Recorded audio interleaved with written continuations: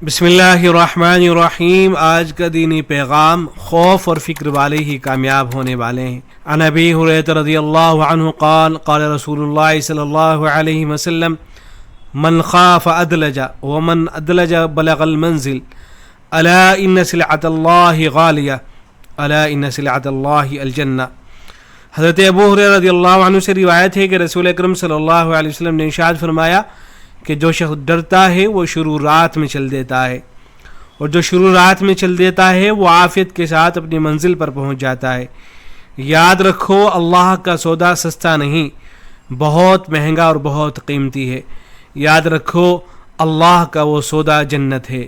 حدیث کی تشریح۔ عرب کا عام دستور تھا کہ مسافروں کے قافلے رات کے آخری حصے میں چلتے تھے، اور اس وجہ سے قزاقوں اور رہزنوں کے حملے بھی عموماً سحری میں ہوتے تھے۔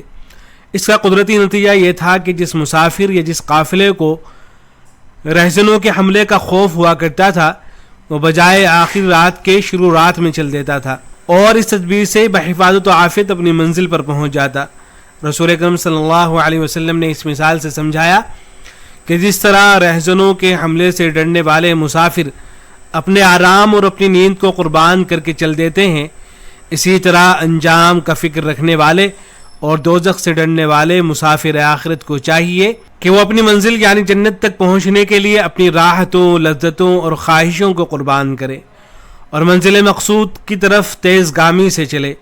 اس کے بعد رسول اکرم صلی اللہ علیہ وسلم نے بتلایا کہ بندہ اللہ تعالیٰ سے جو کچھ لینا چاہتا ہے وہ کوئی سستی اور کم قیمت چیز نہیں ہے کہ یوں ہی مفت دے دی جائے، بلکہ وہ نہایت گراں قدر اور بیش قیمت چیز ہے جو جان و مال اور خواہشات نفس کی قربانی ہی سے حاصل کی جا سکتی ہے، اور وہ چیز ہے جنت۔ قرآن مجید میں فرمایا گیا ہے ان اللہ اشتری من المؤمنین انفسهم واموالهم بان لهم الجنہ۔ اس کا مطلب یہ ہے کہ اللہ تعالیٰ نے اہل ایمان سے ان کے جان و مال جنت کے عوض میں خرید لیے ہیں، وہ اپنا جان و مال اللہ کی راہ میں قربان کر دیں تو جنت کے مستحق ہوں گے۔